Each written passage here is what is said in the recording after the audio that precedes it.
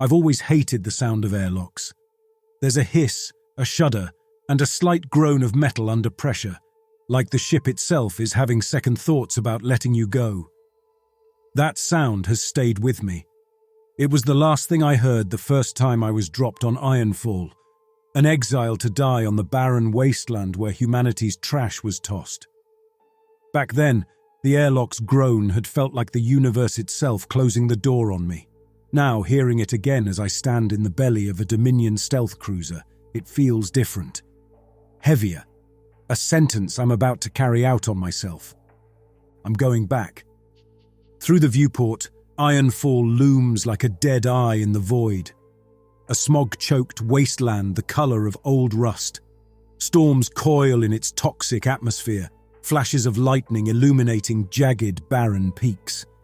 I'd survived that hell once, clawed my way out, yet here I am. Not by choice. Behind me, Major Kent clears her throat. "Grady!" Her voice is clipped, military, precise. One last briefing. I glance at her reflection in the viewport. Immaculate uniform, cold eyes, lips pressed into a thin line. The kind of person who doesn't flinch when they send men like me to our deaths. The kind of person the Dominion churns out by the dozen. "Not much to brief," I say. "I go down there, I kill him, I die, and you wash your hands of me." Her jaw tightens, but she doesn't rise to the bait. Instead, she steps closer, holding out a datapad. On it flickers the image of a man I know too well, the Warden. His face hasn't changed much. Sharp angles, deep-set eyes, and a mouth that looks like it's never known how to smile. The Dominion calls him a tyrant. To me, he's something worse, a reminder of how far a man can fall. "He's uniting the inmates," Kent says, "building a war machine. If he succeeds, it won't stop with the colonies. It'll spread to the core." I don't need the pitch. "Save it. Just tell me what I'm walking into." She exhales, sharply, flipping through schematics. The planet's divided into territories controlled by warbands. The Warden rules from Bastion Prime, the largest stronghold. It's a fortress built from scavenged tech, Dominion ships, derelict war mechs, you name it. Your insertion point is 2 clicks north of the Black Wastes. I snort. The Black Wastes! I'd forgotten how poetic we got with names down there. She ignores the jab. "Once you're on the ground, you're on your own. You'll need to prove yourself to gain access to Bastion Prime. Survive. Integrate. Do whatever it takes to get close to him. And then? Then you end it." Her gaze hardens. Failure is not an option. The descent is rough. The stealth pod rattles and bucks as it tears through Ironfall's atmosphere. My breath fogs the helmet visor of my re-entry suit, and for a moment, I feel something I haven't felt in years. Fear. Not the sharp, immediate kind, but the deep, crawling dread of knowing exactly what's waiting for you. The kind that eats away at your gut because you've already experienced it. When the pod slams into the surface, the impact nearly knocks me out. I stumble out into choking smog and the stench of sulfur.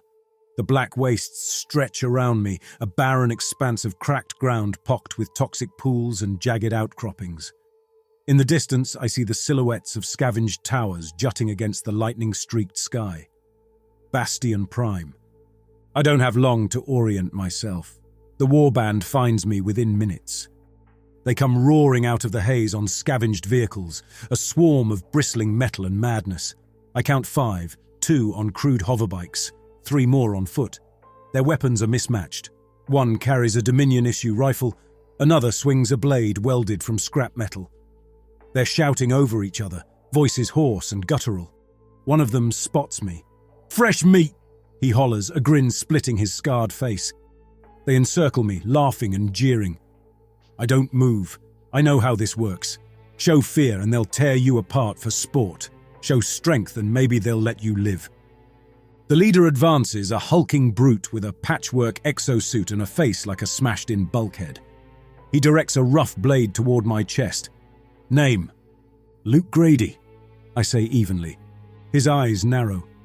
"Why are you here, Grady?" "To kill the Warden," I reply. It's the truth, and sometimes the truth is the best way to lie. For a moment, his expression twists into something between surprise and amusement.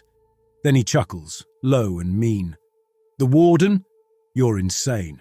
You'll die before you even get close to him." "Maybe," I say, locking eyes with him, "but I'll kill a few of you first."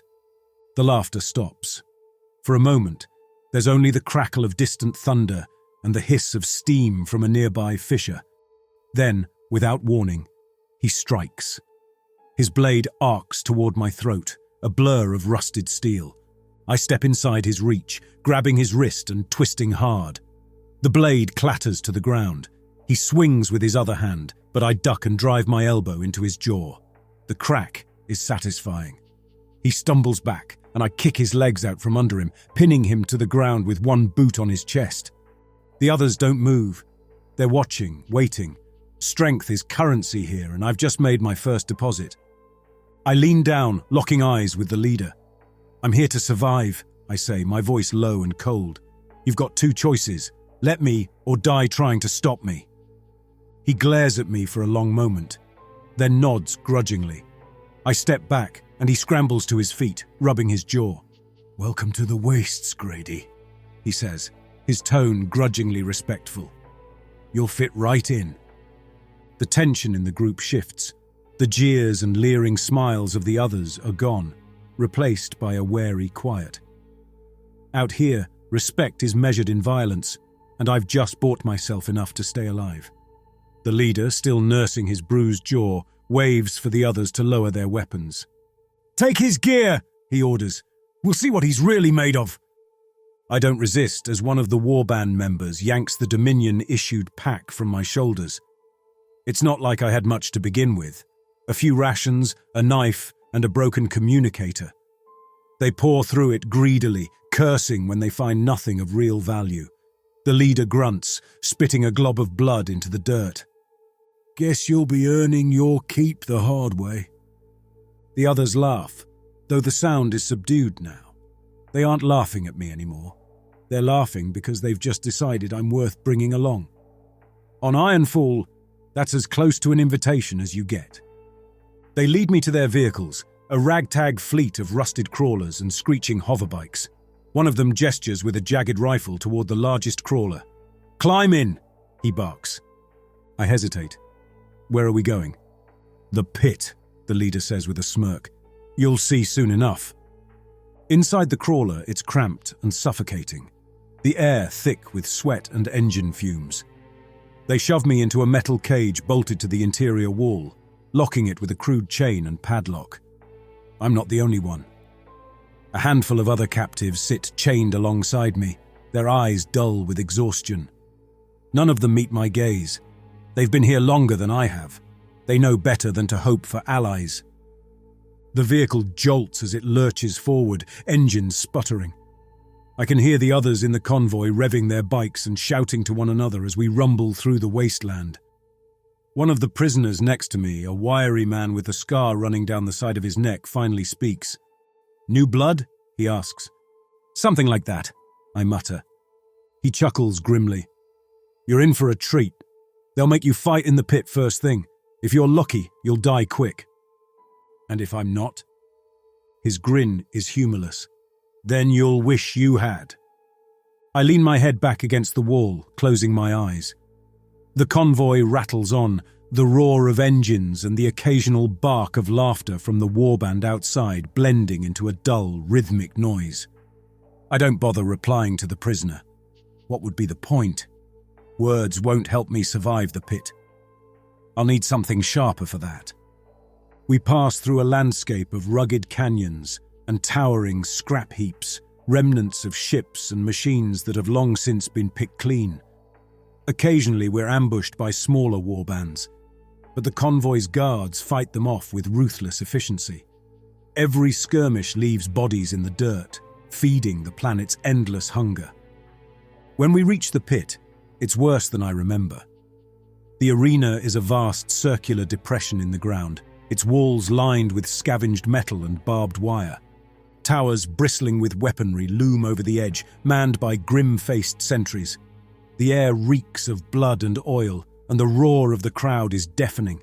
Hundreds of inmates pack the stands, their faces a mix of anticipation and savage glee. I'm thrown into a holding pen with other new arrivals. Most of them look like they're already dead, beaten, malnourished, broken. I sit in a corner, scanning the crowd, the guards, the layout, calculating. A guard stomps over, his baton sparking with electric arcs. "You," he says, pointing at me. "You're up." The gate creaks open and I step out, boots crunching on dirt that's seen more blood than rain. The noise hits like a physical force, a wall of sound that reverberates through my ribs. The crowd howls, stamping their feet on rickety stands and shaking the crude railings until I half expect the entire arena to collapse in on itself.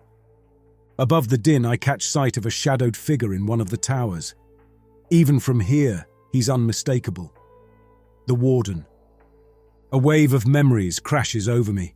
His voice, his betrayal, the day he left me to rot. My chest tightens, but I shove the emotions down. There's no room for weakness here. The opposite gate opens with a hiss of hydraulics, and my opponent steps into the arena. He's a monster, at least 7 feet tall, his bulk made even more imposing by the crude cybernetics grafted onto his body. A mechanical arm ending in a sharp claw gleams dully under the arena lights, its servos whining as he flexes it.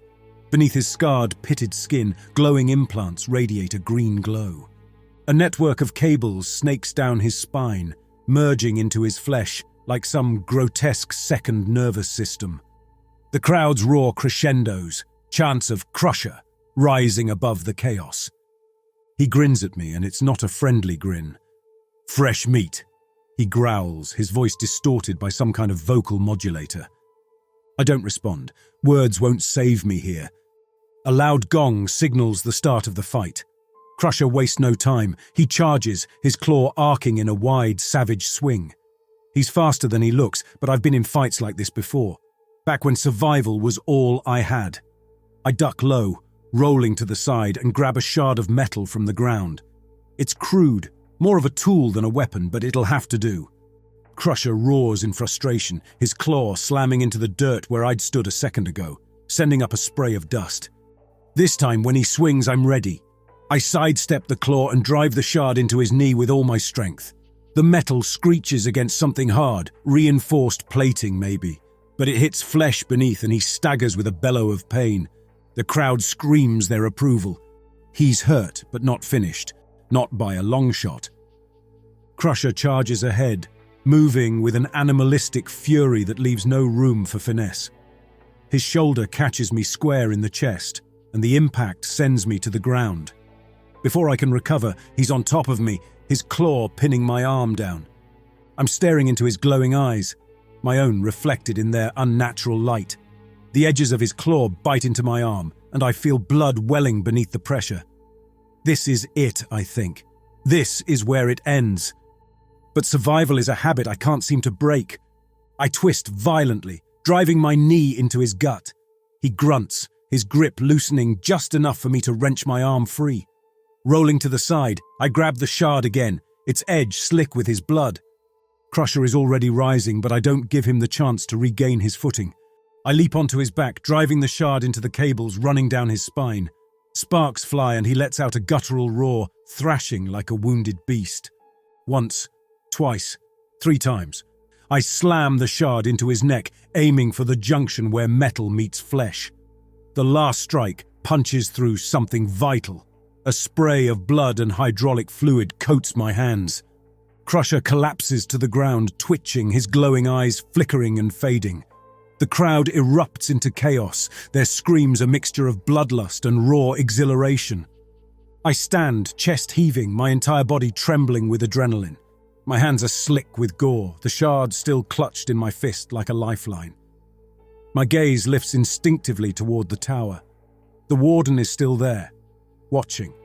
Even from this distance, I can feel his eyes on me. He doesn't cheer, doesn't move. He simply nods, a small, deliberate motion, before turning and disappearing into the shadows. The gate on the far side of the arena creaks open, and a pair of guards step inside, their rifles leveled at me. One gestures sharply, and I drop the shard, raising my hands. The fight is over, but the real battle has only just begun. I'm shoved into a dark holding cell, the stench of sweat and blood thick in the air. My body aches from the fight, but I've had worse. A guard leans against the doorway, studying me like I'm some exotic animal. "You'll live," he mutters, almost disappointed. "For now." I don't reply. Talking to guards is a waste of breath. Instead, I slump against the wall, replaying the fight in my head. The way the warden looked at me. That single nod. He remembers me. I can feel it in my bones. The years I spent hating him, replaying his betrayal, wondering if he even thought of me, all those doubts vanish. He knows I'm here. He wanted me to survive that fight. Which means he's not just letting me walk into his world, he's pulling me deeper into it. Hours pass before the guards return, dragging me to the barracks built from salvaged metal and reinforced concrete. I'm thrown into a bunk, surrounded by the voices of other inmates. No one speaks to me. No one makes eye contact. That suits me fine. The next morning, I'm awakened by a shrill siren and the distant clamour of machinery. I rise, muscles stiff and bruised, and follow the throng of inmates being herded into an open courtyard. The sky above is choked with smog, the air electric with tension. At the centre of the courtyard stands a raised platform, flanked by towering guards. And there, stepping into view with the grace of a predator, is the Warden. The crowd falls silent. Even the most hardened killers here seem to shrink beneath his gaze. He stands tall, dressed in a patchwork uniform of scavenged armour and tattered Dominion insignias. His face, though weathered, carries an intensity that makes the air seem heavier. The insignias catch my eye, their edges frayed and faded. To these people, they're probably a symbol of triumph over their oppressors, a relic twisted into a banner of defiance. But to me, they're a reminder that no matter how much blood he spills, the Warden still carries the mark of the system he claims to hate. Maybe he wears them to mock the Dominion, or maybe, deep down, he knows he's still part of it. "You've all come here the same way," the Warden begins, his voice a commanding growl. "Dragged through the mud, chewed up and spat out by a system that sees you as nothing. Here, you are not nothing." The crowd murmurs, heads nodding. "Here you fight. Here you prove yourself. The weak perish and the strong thrive. That is our way. That is the truth this galaxy has forgotten." His gaze sweeps over the gathered inmates, lingering on me for a heartbeat longer than it should. "And the strong are who will inherit the stars." The crowd erupts into cheers, fists raised in grim solidarity. The Warden's words are poison, seeping into the cracks of these people's broken lives. They believe him because they need to, because he gives them something the Dominion never did, a purpose. But I know better. I know what he really is, a manipulator, a tyrant, a monster. I just have to convince myself I'm not the same. The Warden summoned me 3 days after the fight in the pit. Until then, I'd been confined to the barracks, a metal coffin crammed with other survivors from the arena. My world narrowed to the sound of my own breath and the muffled groans of men and women too broken to care. Food was shoveled in twice a day, grey nutrient slop served on rusted trays. Water dripped from a pipe overhead, and I learned to catch it in my hands between shifts of sleep and waiting. That's what Ironfall does best. It makes you wait for the next fight, the next punishment, the next betrayal. On the 3rd day, the guards came for me. They marched me through the corridors of Bastion Prime, the Warden's fortress. Up close, the stronghold was even more grotesque than it had looked from a distance. The walls were patched together from the bones of ships. Dominion cruisers, merchant freighters, and even a dreadnought that must have crash-landed here decades ago. Their hulls had been fused with raw ore and reinforced with sharp spikes, like some mechanical predator baring its teeth. The air stank of burning fuel and rust. We passed groups of inmates hard at work, hammering out weapons, welding armor plates, and sorting through scavenged tech under the watchful eyes of armed overseers. Every glance I caught told the same story. Eyes dulled by exhaustion, faces hardened by the unrelenting grind of survival. When we reached the warden's chamber, the guards shoved me forward and stepped back, leaving me to face the massive double doors alone. They groaned open, exposing a cavernous room bathed in the cold glow of flickering plasma lamps. The walls were lined with maps, schematics, and trophies of war, helmets, weapons, and insignias torn from the dead. The warden stood at the far end, a solitary figure silhouetted against a cracked viewport that offered a murky glimpse of the poisoned wasteland beyond. His broad frame was clad in a patchwork uniform of leather and metal, each piece bearing the scars of countless battles. His back was to me, and for a moment I thought he wouldn't acknowledge my presence. Luke Grady. His voice was calm, almost conversational, but it carried the weight of someone who expected to be obeyed. It's been a long time. I said nothing. The silence between us stretched until he finally turned to face me. His eyes, dark, piercing, and unrelenting, bored into mine. I'd seen those eyes before, staring down at me as I bled out on the wastes all those years ago. "They tell me you killed a Goliath-class cybernetic in the pit," he said, his tone more curious than impressed. "Efficient. Precise. That's the Luke I remember." My fists clenched at the sound of my name in his mouth. "You don't remember me," I said coldly. "I'm just another piece of meat for your arena." His lips twitched, almost forming a smile. "Oh, I remember. You don't forget a man who crawls out of the grave you dug for him. You were always a survivor, Grady. That's why I'm giving you a choice." I didn't trust his tone. "What choice?" "Join me," he said simply, as if it were the most obvious thing in the world. "You've proven yourself in the arena. Now prove yourself in the field.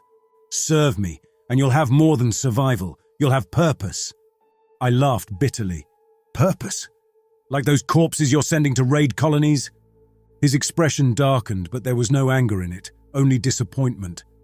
"The Dominion made us this way. They abandoned us, stripped us of our humanity. I'm giving it back in a form the galaxy can't ignore. Strength is the only currency that matters now. You, of all people, should understand that." I didn't answer. Because part of me did understand. I hated that part. Hated the Warden for awakening it again. He stepped closer, his shadow falling over me. "You're not ready to believe me, not yet, but you will." He gestured to the guards waiting by the door. "Take him to Tyler. Let him show you what we've built." Tyler was everything I expected from the Warden's right-hand man. A tall, wiry figure with a scarred face and a voice like gravel ground underfoot. His eyes were sharp, predatory, and I could tell he enjoyed his position a little too much. "The boss likes you," he said as he led me through Bastion Prime's war workshops. "Don't let it go to your head. You're just another grunt until you prove otherwise." I kept my face blank, watching as inmates hammered out crude weapons and soldered plates of scavenged armor onto war machines. Everywhere I looked, there was order amidst the chaos. A brutal, grinding efficiency that reminded me of the Dominion's factories, only with less pretense of civility. "You see this?" Tyler asked, gesturing to a row of newly forged blades. "This is freedom. Real freedom, not the kind the Dominion sells with their shiny posters and empty promises. Here you earn your place, your food, your life. No bureaucracy, no corruption. Just survival." "Sounds like slavery with extra steps," I muttered. Tyler smirked, but there was no humor in it. "Say that again after you've seen the colonies burn. The Warden's way is the only way forward." His words churned in my head as he showed me more. Training fields where warbands honed their combat skills, tech labs where engineers reverse-engineered Dominion tech, and armories brimming with crude but deadly weapons. The Warden's army was a patchwork monstrosity, but it was growing, evolving, and the terrifying part was that it worked. Over the next weeks, I fought alongside Tyler's warband on raids against rival territories. Each skirmish was a raw, chaotic clash of blood and fire, but I adapted quickly. My old instincts took over, and before long, I was earning the respect of the band. I didn't want their respect, but I took it. It was currency, and currency kept me alive. I met Hale during one of those raids. She was a sniper, cold, efficient, and devastatingly accurate. She didn't talk much, but when she did, her words carried weight. I learned she'd been a soldier before the Dominion abandoned her unit to die on a backwater colony. She didn't fight for the Warden out of loyalty. She fought because it was better than the alternative. "You're different," she said one night as we sat by a fire, patching up wounds after a particularly bloody battle. I snorted. "Different how? You don't kill like the others. They do it because they have to, or because they like it. You—" She paused, searching for the right words. "You do it because you don't care if you live or die." Her words hit harder than I wanted to admit.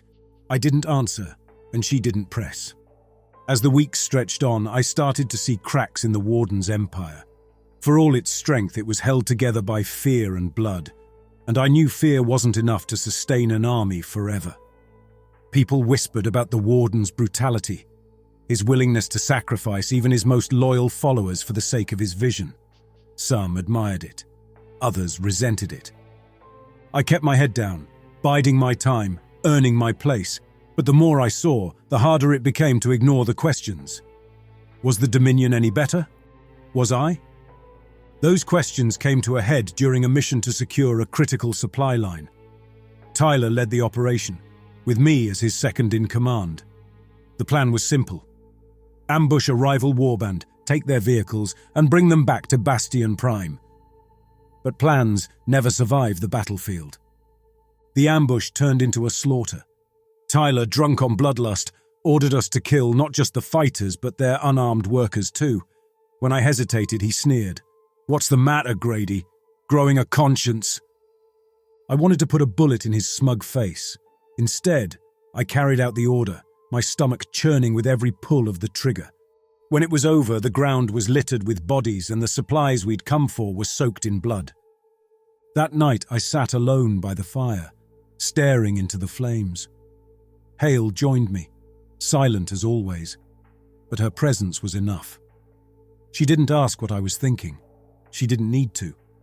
I was thinking about the Warden, about the choice he'd offered me, about whether the monster I was becoming was any different from the one I was supposed to kill. It was 2 weeks after the slaughter at the supply line when I first saw the Warden's sermon. We were herded into Bastion Prime's main plaza, an enormous amphitheatre surrounded by towering spires of scavenged steel and bristling with weapons. The crowd was a roiling mass of war bands, scavengers and outcasts, all pressed shoulder to shoulder. I stood near the edge, Hale at my side. Tyler was farther up, mingling with the other lieutenants. The Warden rarely addressed the masses directly, and when he did, it was always a spectacle. The man knew how to work a crowd. He appeared on a raised platform, flanked by a dozen of his most elite fighters. The noise of the crowd died almost instantly. There was something about him that demanded attention. Not just his towering frame or the scars that crisscrossed his face like a roadmap of violence, but the way he carried himself. He didn't need to shout. He didn't need theatrics. He just existed, and the room bent around him. "We are the forgotten," he began, his voice calm but carrying effortlessly over the crowd. "The discarded, the unwanted, cast aside by a system that preaches justice but practices cruelty." A murmur rippled through the crowd.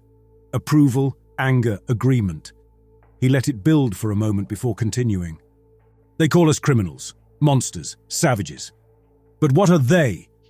The Dominion that abandons its colonies, that condemns the innocent alongside the guilty.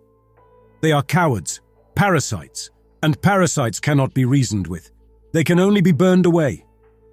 The crowd roared its approval, fists raised in solidarity. I stood motionless, my expression carefully neutral. But the Warden wasn't wrong. The Dominion was a corrupt, bloated corpse pretending to be an empire. I'd seen it firsthand, but that didn't make him right either. What he was building here on Ironfall was no better, just a different flavor of tyranny. He raised a hand, and the crowd fell silent again. "We will take the colonies. We will dismantle the Dominion piece by piece. And from the ashes we will build a new order, a true order, where the strong thrive and the weak." He gestured to the edge of the platform, where a line of prisoners knelt, hands bound, their faces blank with resignation. "Perish." Without a word, one of his guards stepped forward and executed the first prisoner with a single shot to the back of the head. The others followed in quick succession, the crack of gunfire sharp and final. The crowd cheered. I forced myself to stay still, to watch, to keep my face expressionless. Then he turned and walked away, leaving his lieutenants to bask in the adulation of their followers. Later that night, the warden summoned me to his private chamber. It wasn't the first time I'd been called to speak with him, but this time felt different. The guards at the door barely glanced at me as I passed, and when I entered, the warden was alone, seated at a battered metal table cluttered with maps and data pads. "Sit," he said, gesturing to the chair across from him. I did, feeling the weight of his stare on me. "You've been here long enough to see what I'm building," he said, leaning forward, his hands steepled. "Tell me, what do you think of it?" It was a trap, of course, the kind of question that had no right answer. If I said I supported him, I risked being drawn deeper into his web. If I criticized him, I risked my life. So I chose my words carefully. "It works," I said. "For now." He raised an eyebrow. "For now." "Fear and strength will hold people together for a while," I said. "But eventually they'll start asking questions about loyalty, about justice. You can't answer those questions with a gun forever." For a long moment he studied me, his face giving nothing away.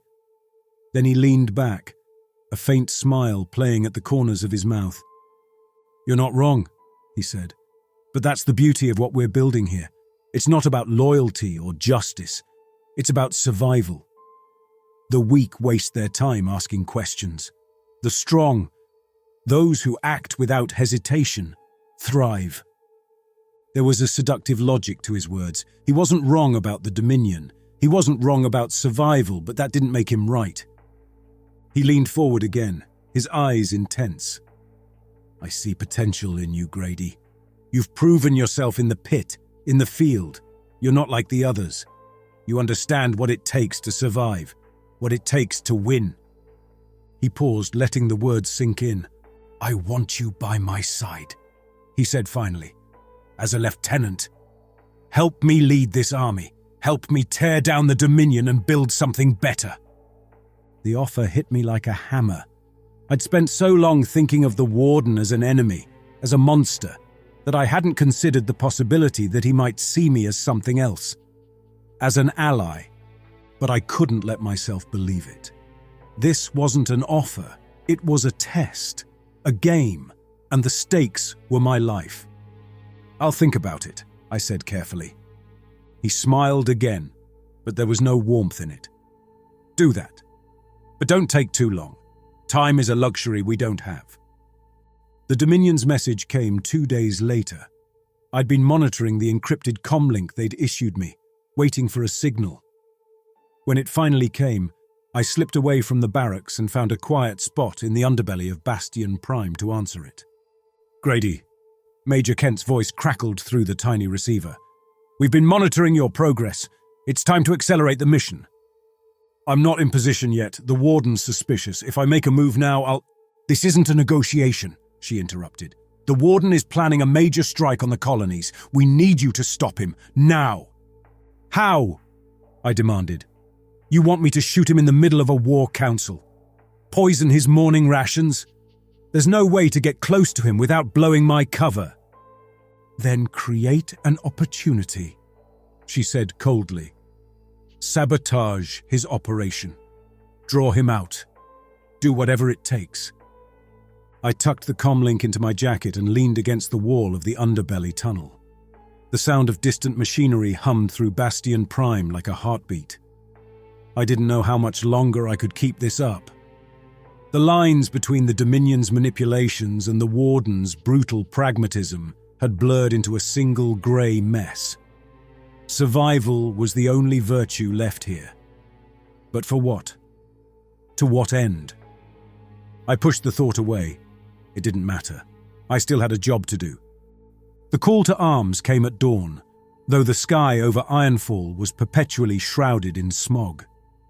The Warden gathered his forces in the central plaza, a chaotic symphony of shouting warbands, armoured vehicles patched together with scavenged parts, and monstrous war machines clanking to life. He stood on his raised platform, framed by the pointed spires of Bastion Prime, his voice cutting through the din. Today we strike the Dominion where it hurts, their supply routes, their lifeblood. The crowd roared. The Warden gestured toward a crude holomap projected in the air beside him. It showed a nearby colony, a fragile outpost. It was small, poorly defended, an easy target. But its supply depots were crucial to the Dominion's grip on the sector. They will not see us coming, the Warden continued. And when they fall, the galaxy will see the truth. The strong cannot be caged. The forgotten cannot be silenced. I stood at the edge of the crowd, Hale at my side. Her demeanor revealed little, but her fingers tightened around the stock of her rifle. Tyler was there too, his usual smirk replaced by a grim set to his jaw. The Warden's rhetoric had everyone on edge. The plan was to strike hard and fast. The colony would fall before it could send out a distress signal.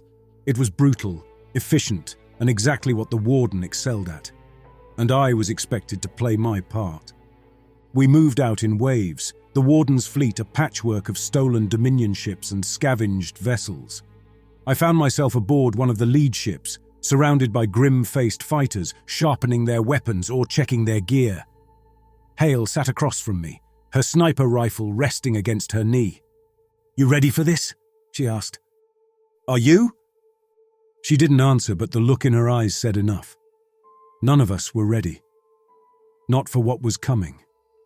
The colony came into view after hours of tense silence. It was a small, unassuming cluster of buildings clinging to the surface of a barren moon. The Warden's fleet descended like a swarm of locusts, engines roaring and weapons primed. The initial strike was overwhelming. We hit their defenses hard, overwhelming their automated turrets and breaching their perimeter within minutes. The colony's security forces, a ragtag mix of poorly armed militia and a handful of Dominion soldiers, crumbled under the onslaught. I moved through the chaos like a ghost, my mind numb to the screams, the blood, the fire. I wasn't here for them. I was here for him. The Warden's command ship landed in the colony's central square, its engines kicking up a cloud of dust. He emerged like a conqueror, flanked by his elite guard. The surviving colonists were dragged into the square, forced to kneel as the Warden delivered another of his speeches. I stood at the edge of the crowd, my hand resting on the grip of my sidearm. The comlink in my pocket buzzed, a reminder of the Dominion's ultimatum. This was my chance, my moment. But I hesitated. The Warden's voice rang out, calm and commanding. "This is what the Dominion protects," he said, gesturing to the terrified colonists. "A system that grinds the weak into dust while the powerful grow fat. Is this the justice they preach?" He turned to the crowd of fighters gathered around him. "We are the future. We are the truth, and the truth does not kneel." The crowd erupted into cheers, but I barely heard them. My heart was pounding, my fingers twitching against the cold steel of my weapon. This was it, the moment I'd been waiting for. But as I looked at him, standing there, larger than life, I felt the weight of everything I'd seen and done. The Warden was a monster, but so was the Dominion. Killing him would mean fulfilling their agenda, their vision of control. And if I didn't... "Grady!" The Warden's voice cut through my thoughts, sharp and direct. He was looking right at me, his eyes narrowing. "Step forward." The crowd parted as I approached the platform, every eye on me. My legs felt like lead, but I forced myself to move, my face a mask of calm. When I reached the base of the platform, the Warden extended a hand. "You've proven yourself," the Warden said, his voice calm but resonant. "Time and again. Now prove it one last time. Take your place at my side." The crowd roared its approval. A tidal wave of cheers and shouts filled the square, but I barely heard them. My ears were ringing with the sound of my own heartbeat, pounding against my ribs like a war drum. This was it. My choice, my moment. The crowd parted reluctantly, their eyes tracking me with suspicion, curiosity, and something else. Hope. The warden extended his hand, a gesture of inclusion, of power. His stare was fixed on me, unyielding and certain, as if he already knew the choice I'd make. I hesitated, staring at his outstretched hand. Everything I'd done, the blood I'd spilled, the lies I'd told, the betrayals I'd suffered, had led me here. This man was the reason I'd been exiled, the reason my life had turned into a nightmare, and yet, here he was, offering me a place in his nightmare instead. The crowd grew restless, the cheers giving way to murmurs as I reached into my jacket. The sound of metal clearing leather was loud in the hush that followed. The murmurs stopped. The air became electric. My hand was steady as I raised the weapon, aiming it squarely at the warden's chest. The roar of the crowd died instantly. The square fell into a heavy silence, broken only by the distant crackle of flames from the smouldering wreckage of the colony. The warden didn't move. He didn't flinch. His hand remained extended, as though the gun wasn't there. "You've come a long way to kill me, Luke," he said, his voice quiet but unshaken. "But ask yourself this. What happens next? You think the Dominion will welcome you back with open arms? You think they'll change because of this?" The weight of his words settled on my shoulders. The Dominion, Kent, the cold, clinical voice on the other end of the comlink ordering me to do what I was already prepared to do. I tightened my grip on the weapon, my finger brushing the trigger. "They'll use you," he continued. "The same way they've always used people like us. The same way they used me. And when they're done, they'll throw you away." I thought of the prison transports, the faceless guards who had kicked me onto this planet so many years ago. I thought of the slaughter at the supply depot, of the screams of the innocent. I thought of all the bodies I'd stepped over just to get here. He wasn't wrong, but he wasn't right either. "You're no savior," I said, my voice trembling with anger and something I couldn't quite name. "You're just another tyrant." His expression didn't change, but his eyes hardened. "Then do it. Prove me wrong." The world stood still. My finger tightened on the trigger. I could end it here, one pull, and the warden would fall. But would it end anything, or just replace one lie with another? I lowered the gun. The square erupted in chaos. Some screamed in rage, others in confusion. Fighters shouted over each other, demanding answers, accusing me of treachery or cowardice. The warden's guards advanced quickly, their weapons drawn, but he raised a hand, stopping them in their tracks. "Wise choice," he said, his voice cutting through the clamor like a blade. "Now, let's finish this." The warden turned back to the crowd, his voice rising above the noise as he addressed them. He spoke of strength, of victory, of the next phase of his war. But I wasn't listening. My heart was pounding, my thoughts racing as I holstered my weapon and turned away. The crowd surrounded me as I pushed through, their faces contorted in anger, confusion, and disgust. I felt their eyes on me, their whispers following me like ghosts. Traitor, coward, weak. But I didn't care. I had nothing left to prove to them, or to myself. By the time I reached the edge of the square, the warden's voice was fading behind me, swallowed by the cheers of his fighters and the cries of the colony's survivors. I didn't know where I was going. The colony was a ruin, its defenses shattered, its people scattered or captured. The warden's war machine would soon move on, leaving nothing but ash in its wake. There was no place for me here. No place for me anywhere. By the time I reached the outskirts of the colony, the horizon was colored by the ominous red of Ironfall's eternal dusk. The smoggy sky stretched endlessly overhead, casting shadows across the barren plains. I stopped at the edge of a ridge, staring out at the desolation that surrounded me. Behind me, the sounds of the warden's army faded into the distance. His war was just beginning. The Dominion's lies would keep spinning, The galaxy would keep grinding its weak into dust. And me? I didn't look back. I didn't have a cause. I didn't have a home. I didn't have a future. But for the first time in a long time, I wasn't carrying someone else's burden. I wasn't a pawn in their game. I was just me. The wind howled across the wasteland, carrying with it the faint echoes of war. I turned away from the ruins of the colony, leaving behind the Warden's strength built on fear and the Dominion's order born of lies, and I walked into the unknown.